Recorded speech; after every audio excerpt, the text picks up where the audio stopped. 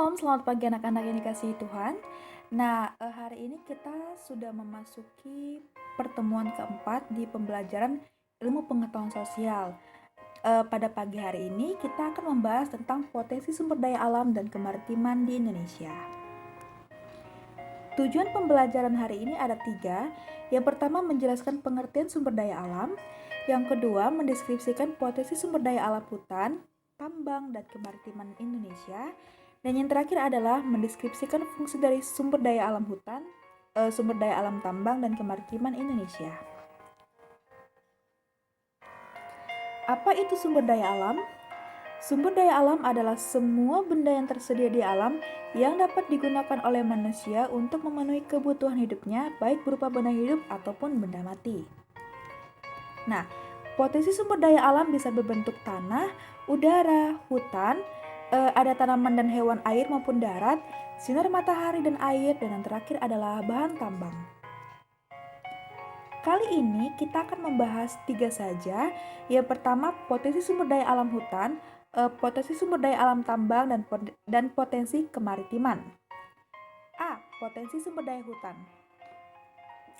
Hutan Indonesia memiliki potensi yang sangat besar, yaitu 99,6 juta hektar atau setara dengan 52,3% dari luas wilayah Indonesia. Luas hutan tersebut saat ini masih dapat dijumpai di Pulau Papua, Kalimantan, Sulawesi, Sumatera, dan Pulau Jawa. Akan tetapi di Pulau Jawa telah mengalami penurunan dikarenakan terjadi alih fungsi lahan dari hutan menjadi lahan pertanian dan pemukiman penduduk. Selain itu, hutan di Indonesia menyimpan kekayaan flora dan fauna atau keanekaragaman hayati yang sangat besar. Bahkan di antaranya merupakan spesies endemik atau hanya ditemukan di Indonesia saja. Ini adalah beberapa contoh spesies endemik yang hanya kita temukan di Indonesia. Hutan tropis Indonesia juga menghasilkan buah-buahan dan obat-obatan. Namun banyak dikenal adalah sumber daya kayunya. Setidaknya ada 4.000 jenis kayu yang 267 diantaranya merupakan kayu yang memiliki nilai ekonomi yang sangat tinggi. Ini adalah sebagian contoh dari kayu yang memiliki nilai ekonomi yang sangat tinggi.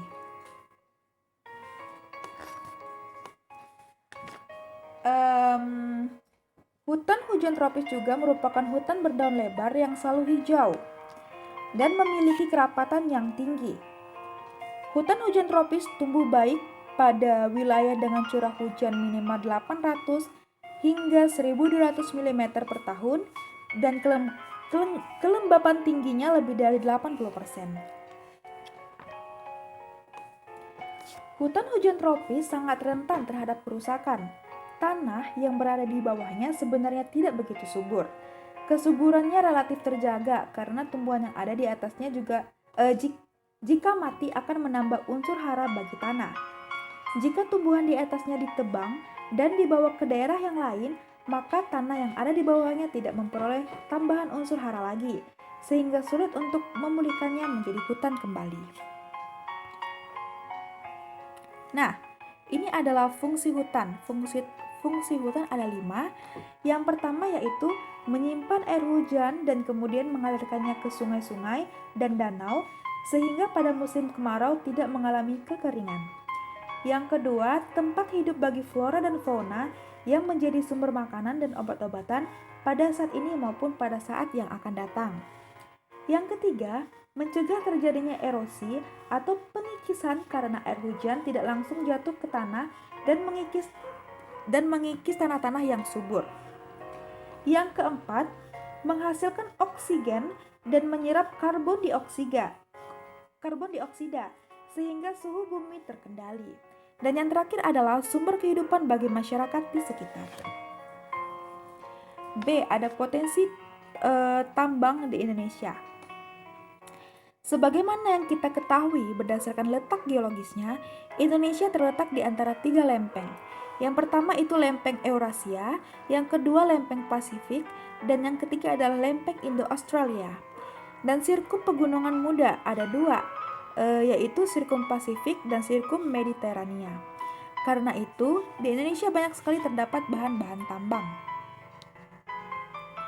Nah, ini adalah persebaran bahan-bahan tambang yang ada di Indonesia. Kalian bisa lihat di buku paket halaman 28.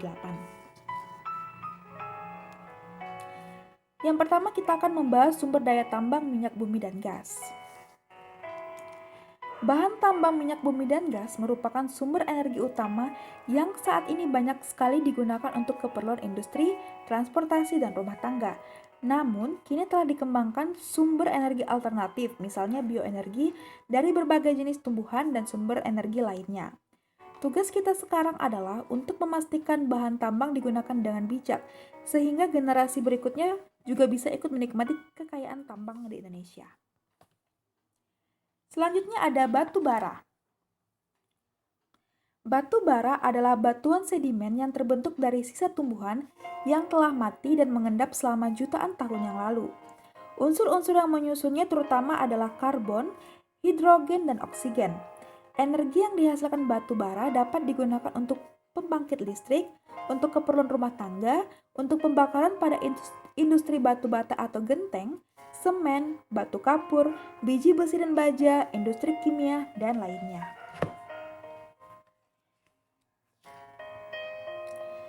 Selanjutnya ada sumber daya tambang boksit. Nah, boksit adalah sumber biji utama untuk menghasilkan aluminium. Boksit bermanfaat untuk industri keramik, logam, kimia, dan metalurgi. Sebagian dari hasil pertambangan boksit dimanfaatkan untuk industri dalam negeri dan sebagian lainnya diekspor.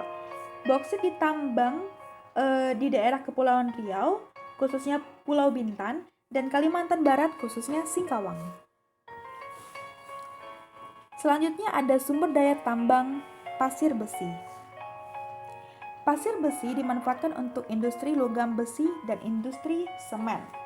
Nah, aktivitas penambangan pasir besi ini dapat ditemukan di Cilacap, Jawa Tengah, Sumatera, Lombok, Yogyakarta, Gunung Tegak atau di Lampung, Pegunungan Verbeek atau di Sulawesi Selatan, dan Pulau Sebuku di Kalimantan Selatan.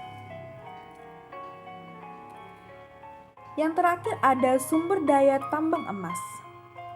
Emas umumnya untuk perhiasan. Berdasarkan data Tekmira ESDM, Tekmira ESDM itu adalah pusat penelitian dan pengembangan teknologi mineral dan batu bara yang bekerja di bawah dan bertanggung jawab pada Badan Penelitian Energi Sumber Daya Mineral. Produksi emas Indonesia pada tahun 2003 mencapai 141.019 ton. Nah, berikut ini tambang emas yang tersebar di Indonesia. Ini adalah contohnya ada di Papua, Freeport Timika, ada juga di Kalimantan Barat, khususnya di Sambas, Nanggro Aceh Darussalam, Sulawesi Utara, Riau, dan Bengkulu atau di Rejang Lebong. Nah, C. Potensi kemaritiman Indonesia. Luas laut Indonesia mencakup 2/3 dari seluruh wilayah Indonesia, yaitu 5,8 juta kilometer persegi.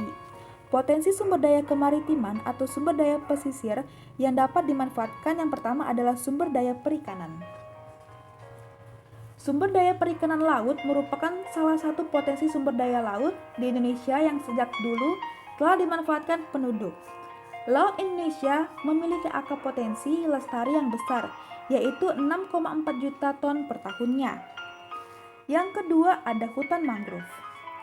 Hutan mangrove atau biasa kita sebut dengan hutan bakau adalah tipe hutan yang berada di daerah pasang surut air laut. Saat air pasang, hutan mangrove digenangi oleh air laut, sedangkan pada saat air surut, hutan mangrove bebas dari genangan air laut. Umumnya, hutan mangrove berkembang dengan baik pada pantai yang terlindung, muara sungai atau laguna. Ada dua fungsi hutan mangrove sebagai potensi sumber daya laut di Indonesia, yaitu yang pertama adalah fungsi ekologis. Fungsi ekologis hutan mangrove adalah sebagai habitat atau sebagai tempat tinggal atau tempat hidup binatang laut untuk berlindung, mencari makan, dan berkembang biak. Fungsi ekologis yang lain dari hutan mangrove adalah untuk melindungi pantai dari abrasi air laut. Yang kedua ada fungsi ekonomis. Fungsi ekonomis hutan mangrove berupa nilai ekonomis dari kayu pepohonan dan makhluk hidup yang ada di dalamnya. Biasanya penduduk memanfaatkan kayu sebagai bahan kayu bakar atau bahan pembuat arang. Dan yang ketiga adalah terumbu karang. Terumbu karang adalah terumbu atau batuan sedimen kapur di laut yang terbentuk dari kapur yang sebagian besar dihasilkan dari koral. Koral itu binatang yang menghasilkan kapur untuk kerangka tubuhnya. Nah, Indonesia memiliki kekayaan terumbu karang yang berlimpah. Namun, sebagian dari terumbu karang telah mengalami kerusakan. Dalam 50 tahun terakhir terjadi penurunan sebanyak 50%. Hanya sekitar 5,23% yang berada dalam kondisi yang baik.